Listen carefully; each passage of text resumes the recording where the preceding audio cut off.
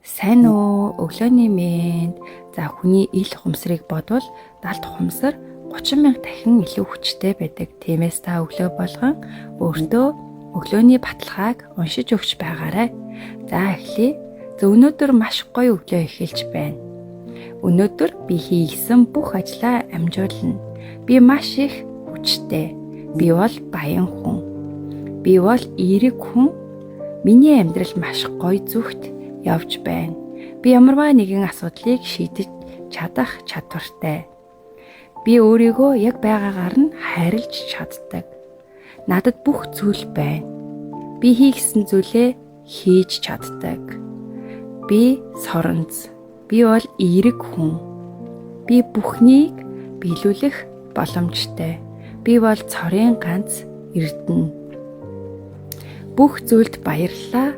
Бүх зүйлд талархлаа. Үнийг өглөө болгон өөртөө уншиж өгч байгаарай.